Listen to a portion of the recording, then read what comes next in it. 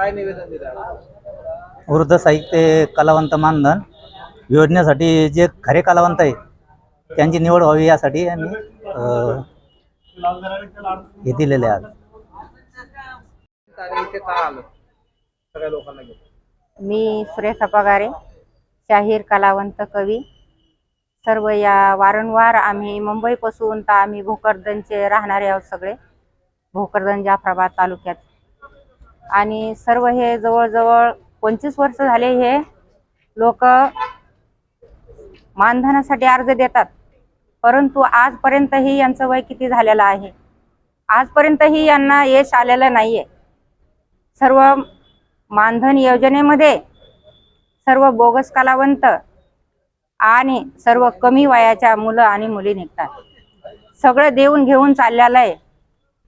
काही इथलचे जे अधिकारी ते इथून सस्पेंड झालेले आहेत, तरी या वर्ग साहित्यिकांचा कलावंतांचा प्रश्न सुटत नाही.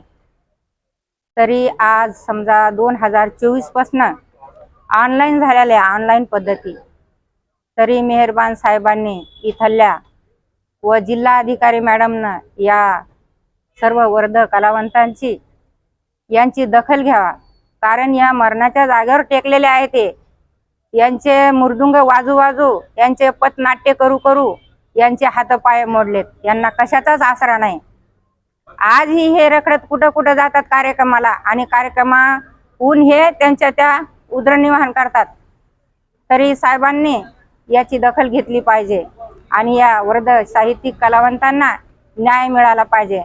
खरा कलावंत हा राहील किंवा नाही राहील, मला याची शाश्वतीच नाही. सर्व देऊन घेऊन चाललेलं आहे. आज रोजी सुद्धा आज आम्हाला ऐकायला येत आहे, हेच लोक सांगतात की जे दलाल आहेत ते 1,20,000 सुरू झालेलं आहे, आणि जे शासन जे घेते मधले लोक ते 50-50 हजार रुपये. मी रोकटोक बोलणारी बाई आहे, यापुढे बी मी अशीच बोललेली आहे. आणि हे बंद करून या खऱ्या कलावंतांना न्याय द्यावा ही आमची अपेक्षा आहे. नाही तर आम्ही यापुढे 17 सप्टेंबरच्या अगोदरच आम्ही उपोषणाला सुरुवात करत आहोत. आम्ही मरेपर्यंत उपोषण सोडणार नाही. याची शासनाने दखल घ्यावी. अडचण हीच आहे साहेब की माझी वय 85 वर्षे झालेली आहे.